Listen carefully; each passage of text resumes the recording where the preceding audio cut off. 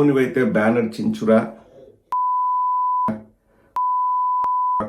నువ్వు పారిపోతున్నావు అని చెప్పేసి ఈవిడ లా అండ్ ఆర్డర్ అపహాస్యం పాలవుతుంది. అసలు రాష్ట్రం ఒక జంగిల్ రాజ్ చేతుల్లోకి వెళ్ళిపోయింది. ఎర్రబుక్కు రాజ్యాంగంలోకి పూర్తిగా వెళ్ళిపోయింది. ఎర్రబుక్కు రాజ్యాంగంలో కొత్త చాప్టర్ ఓపెన్ చేశాడండి నారా లోకేష్. దాని పేరు సజీవ దహనాలు. ఇక కర్రలు వీటితో సరిపోదు అని చెప్పేసి పెట్రోల్ బాంబులతో మంత్రులను, అంటే మాజీ మంత్రులను, వాళ్ళ కుటుంబ సభ్యులను సజీవ దహనం చేయాలని చెప్పేసి వాళ్ళు కంకణం కట్టుకున్నారు. ఇక్కడ మనం చూడాల్సింది కూడా ఏంటంటే, అందులో ఎవరు బలి కావాలని వాళ్ళు డిసైడ్ అయ్యారంటే కాపులు, బీసీలని వాళ్ళు టార్గెట్ చేస్తున్నారు. ఇక్కడ ఇద్దరు మహిళలండి. ఒక మహిళ టీడీపీకి సపోర్ట్ చేస్తుంటే ఇంకొకరు, వారు నాకు తెలిసి జనసేన పార్టీలో ఉన్నారో, జనసేన సానుభూతి పరులు. కానీ ఇద్దరికి ఎంత తేడా ఉంది చూడండి. ఒక ఆవిడ పేరు వందన. ఆవిడ గ్రంథాలయ సంస్థ చైర్మన్ అంటండి. వందనాదేవి గ్రంథాలయ సంస్థ చైర్మన్. ఆవిడ మాట్లాడిన మాటలు వినండి. తరువాత జనసేనకు సంబంధించిన ఒక లాయర్ గారు, వారు మాట్లాడిన మాటలు కూడా మీకు వినిపిస్తాను.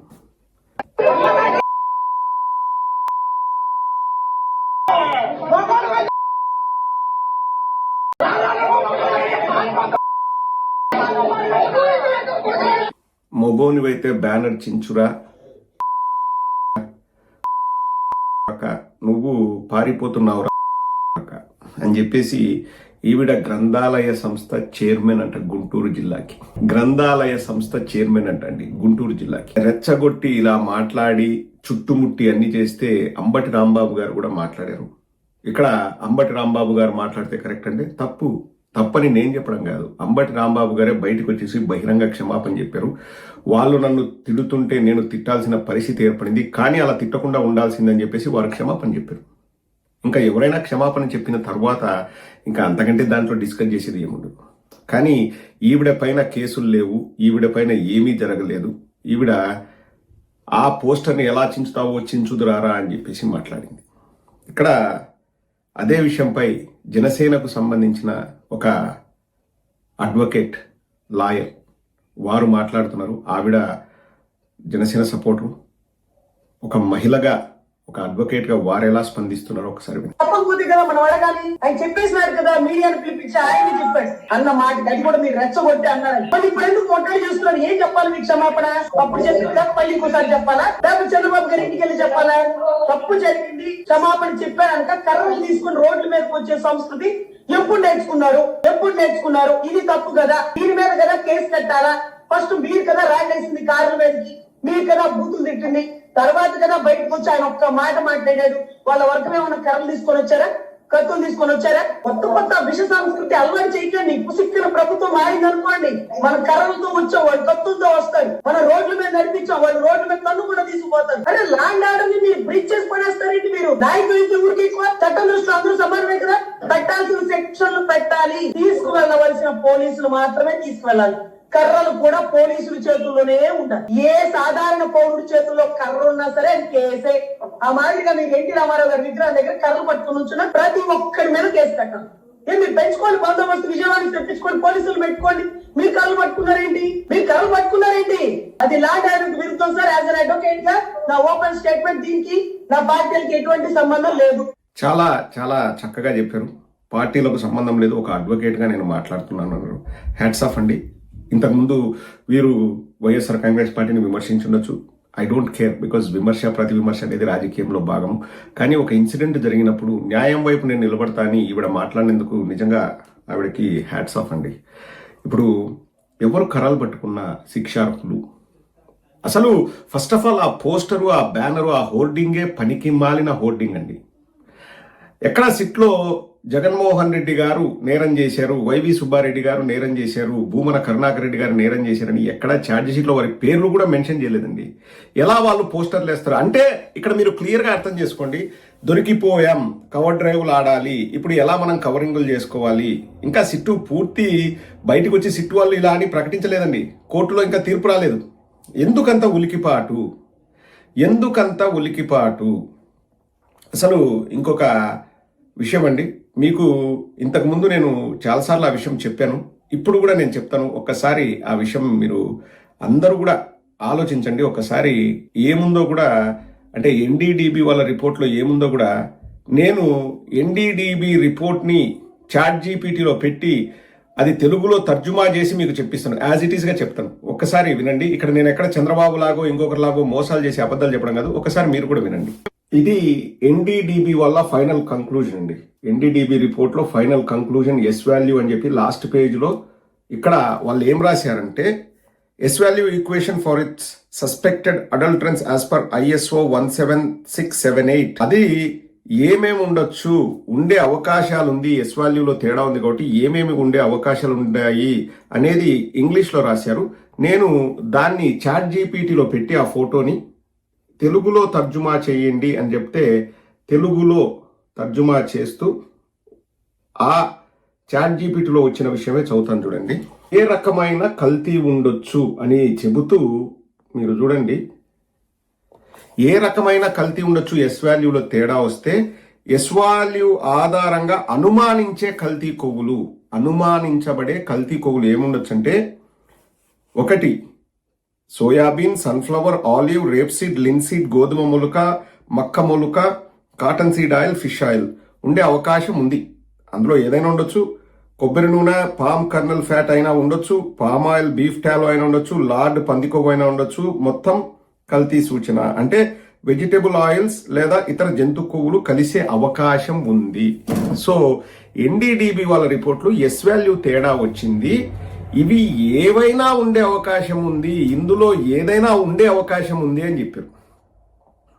ఉంది, ఇందులో ఉంది అని చెప్పలేదు. చంద్రబాబు నాయుడు గారు సెప్టెంబర్ 18వ తేదీ అంటే 23వ తేదీ రిపోర్ట్ వస్తే ఆ రోజు వెజిటబుల్ ఆయిల్ ఉందని చెప్పేసి శ్యామలరావు గారు చెప్తే, సెప్టెంబర్ 18 చంద్రబాబు నాయుడు గారు వచ్చేమన్నారు, నెయ్యికి బదులు జంతు కొవ్వు ఉంది అన్నారు.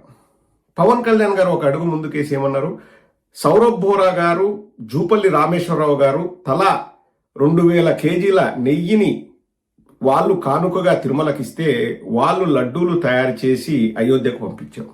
అసలు ఈ ట్యాంకర్లో వచ్చిన నెయ్యి కానే కాదు. సో ఈ ట్యాంకర్లు ఎప్పుడు వచ్చాయి?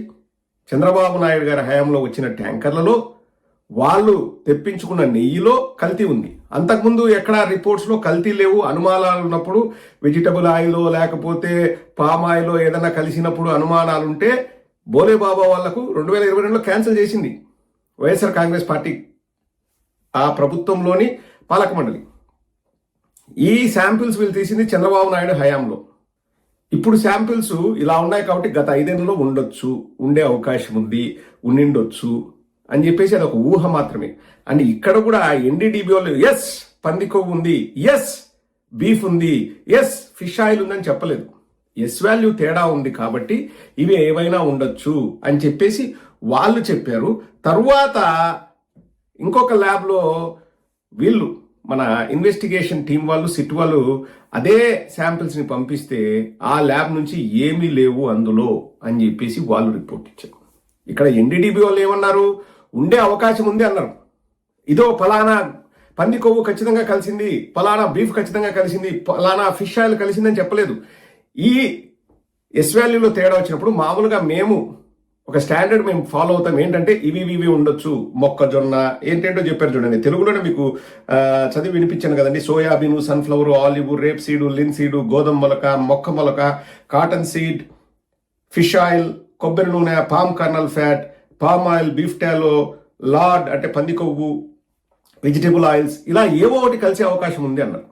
అంటే ఫలానా పంది కొవ్వు కలిసింది కన్ఫర్మ్ చేసుకోండి, జై శ్రీరామ్. సారీ, ఇది శ్రీరామ్ది కాదు కదా, చంద్రబాబు జై శ్రీరామ్ అనింది వైజాగ్లో ఏదో జరిగిన కాదు, నమో వెంకటేశాయ పంది కొవ్వు కలిసింది అని చెప్పేసి ఎన్డీడీబీ వాళ్ళు చెప్పలేదండి, చెప్పలేదు. ఒక ముఖ్యమంత్రి స్థాయిలో ఉన్న వ్యక్తి ప్రజల మనోభావాలు దెబ్బతింటాయనే అవకాశం ఉన్నప్పుడు ఎలా చెప్పగలరండి? ఇప్పుడు అది తెలిసిపోయింది ప్రజలందరికీ, దొరికిపోయాము అని చెప్పేసి ఎలాంటి దారుణమైన పన్నాగాలు పండుతున్నారు చూడండి. అసలు హోర్డింగ్ పెట్టాల్సిన అవసరం ఏముందండి? నేను మళ్ళీ అడుగుతున్నాను. వాళ్ళు పెట్టిన హోర్డింగ్ నేను మీకు చూపిస్తాను చూడండి. ఇది అండి వాళ్ళు పెట్టుకున్న ఫ్లెక్సీ. ఒకసారి ఆ ఫ్లెక్సీలో ఏముందో చదువుతాం చూడండి. మహాపాపం నిజం, మహాపాపం నిజం. 68.17 లక్షల కిలోల కల్తీ నెయ్యి. వైసీపీ పెద్దలు 251 కోట్లను తమ జేబుల్లో వేసుకున్నారు. జంతువుల కొవ్వుతో తయారు చేయబడిన సింథటిక్ ఘీ, ఆ కల్తీ నెయ్యితోనే 20 కోట్ల లడ్డూ ప్రసాదాల తయారీ అని చెప్పేసి స్కామ్ అని చెప్పేసి ఇక్కడ జగన్మోహన్ రెడ్డి గారి ఫోటో, కరుణాకర్ రెడ్డి గారి ఫోటో, వైవి సుబ్బారెడ్డి గారి ఫోటో వేసి వాళ్ళు ఫ్లెక్సీలు కట్టారండి. ఎవరు చెప్పారు 251 కోట్ల రూపాయలను వైసీపీ పెద్దలు తమ జేబుల్లో వేసుకున్నారన్నారు? ఎవరు చెప్పారు? ఇప్పుడు సిట్ రిపోర్ట్ ఉంది కదండి, 600 పేజీల రిపోర్ట్లో ఛార్జ్ షీట్లో ఒక వైఎస్ఆర్ కాంగ్రెస్ పార్టీ వాళ్ళ పేరైనా ఉందా? జగన్మోహన్ రెడ్డి గారి పేరుందా? వైవి సుబ్బారెడ్డి గారి పేరుందా? లేకపోతే భూమన కరుణాకర్ రెడ్డి గారి పేరుందా? ఆ సిబిఐ ఛార్జ్ షీట్ను కూడా ఫ్లెక్సిల్గా వేయమనండి ఎక్కడైనా పేర్లుంటే. ఇప్పుడు ఎక్కడైనా పేర్లుంటే అవి కూడా వేయాలి కదండి. అండ్ ఆల్సో జంతువుల కొవ్వుతో తయారు చేయబడిన సింథటిక్ ఘీ అన్నారు. ఇది 100కు 1000% అబద్ధం. ఎన్డీడీబీ రిపోర్ట్స్లో నేను ఇందాక చదివి వినిపించినట్టు అవి ఏవైనా ఉండే అవకాశం ఉందన్నారు, కానీ కన్ఫర్మ్గా ఉంటాయని చెప్పలేదు. తర్వాత ఐసీఏఆర్ వాళ్ళు ల్యాబ్ రిపోర్ట్లలో జంతు కొవ్వు లేనే లేదని కరాఖండిగా చెప్పారండి. ఎందుకంటే సిబిఐ వాళ్ళు ఫర్దర్ మళ్ళీ చేయించారు టెస్టులు, లేనే లేదు జంతు కొవ్వు అని చెప్పారు.